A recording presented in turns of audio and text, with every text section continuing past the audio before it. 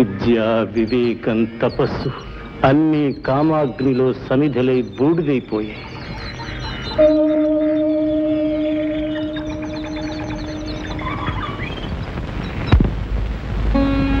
పశ్చాత్తాపంతో తిరిగి తపస్సు ఆరంభించాను.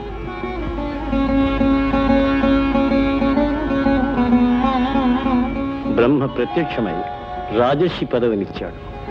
బ్రహ్మర్షి పదవి కోరే నేను రాజర్షి పదవిని లెక్క చేయలేదు. తపస్సు కొనసాగించాను. పరమేష్ఠి మహర్షి పదవిని ప్రసాదించాడు. అయినా నేను తృప్తి చెందలేదు. పదవీ వ్యామోహం, వశిష్ఠుల పట్ల మత్సరం పిశాచాలై నన్ను పీడిస్తూనే ఉన్నాయి. తపస్సు కొనసాగిస్తూనే ఉన్నాను. ఈ మారు అహంకారం ఆవరించి నా తపశ్శక్తిని దహించి వేసింది. త్రిశంకుడు మహారాజు మీ ఇక్ష్వాకువంశీయుడే, బహుధార్మికుడు. అయితే ఆయనకు బొందితో స్వర్గం చేరాలని పేరాశ కలిగింది.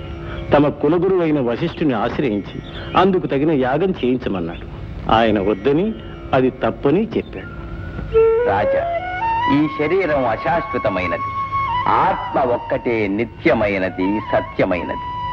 పంజరంలోని చిలుక తలుపు తెరుచుకొని పారిపోతుంది గాని పంజరంతో కూడా అడవికి పోవాలని కోరదు. ఈ శరీరం మాసిన బట్ట వంటిది. మనం మాసిన బట్ట విడిచి మరొకటి ధరించినట్లే ఆత్మ ఒక దేహాన్ని విడిచి మరొక దేహాన్ని ధరిస్తుంది. ఆ మాసిన బట్టనే కప్పుకొని స్వర్గానికి వెళ్ళాలని కోరడం అవివేకం, అపచారం. వశిష్ఠ, నీవు నా ఏలుబడిలో ఉన్న పురోహితుడివి. చెప్పిన పని చెయ్యి, లేదా విలోక పూజ్యుడైన నా తండ్రి అవమానిస్తావా? మదాంగుడా, నీవు చండాల రూపుడవై అధోగతి అనుభవించు.